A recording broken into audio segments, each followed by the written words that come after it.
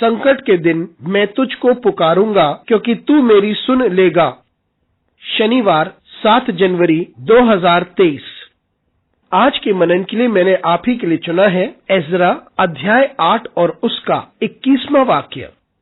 तब मैंने वह अर्थात अवाह नदी के तीर पर उपवास का प्रचार इस आशय से किया कि हम परमेश्वर के सामने दीन हों और उससे अपने और अपने बाल बच्चों और अपनी समस्त संपत्ति के लिए सरल यात्रा मांगें। आपका दिन आशीषित हो।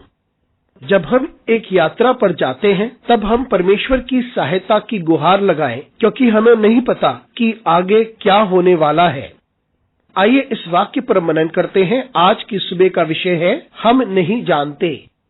यहाँ हम जानते हैं कि जब मंदिर का निर्माण ज़ेरुब्बाबेल के द्वारा हो रहा था, उस वक्त इज़रा को भेजा गया था ताकि वे लोगों को शिक्षा दे। वे अपनी यात्रा यरूशलेम की ओर कर रहा था और जब वे यरूशलेम पहुंचता है तब वहां पर मंदिर के निर्माण के लिए विभिन्न लोगों को विभिन्न कामों के लिए नियुक्त किया। याजकों को नियुक्त किया ताकि वे आराधना करें और शिक्षा भी दें। लेकिन जब इज़रा अपने रास्ते पर था लोगों के साथ, उसे महसूस हुआ कि बहुत सारी चुनौतियों का सामना करना पड़ सकता है, लेकिन वे राजा से सहायता की गुहार नहीं लगा सकता था, क्योंकि उसने पहले ही ये बात घोषित कर दी थी कि उनका प्रभु और परमेश्वर उनके साथ साथ चलता है और वही उनकी रक्षा करेगा। लेकिन अब ये राजा के पास वापस जाकर सहायता नहीं मांग सकता था, इसलिए लोगों के साथ मिलकर उसने एक उपवास की घोषणा की ताकि परमेश्वर उनके यात्रा में उन्हें सुरक्षा प्रदान करे, उनके बच्चों को आशीषित करे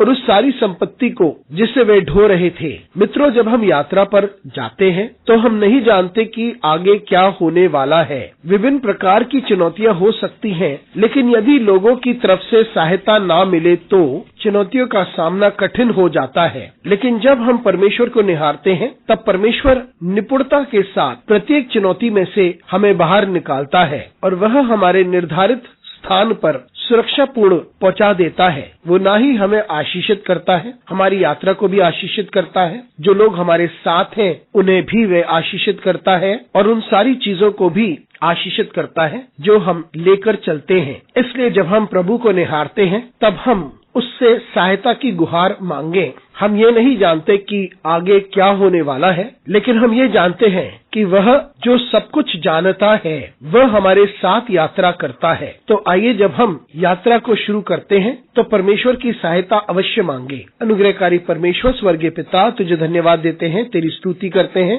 तेरा आदर करते हैं और तेरी महिमा करते हैं। जब तू हमारे साथ यात्रा करता है तब हम आशीषित होते हैं। धन्यवाद परमेश्वर, यीशु मसीह के नाम से मांगते हैं, आमीन।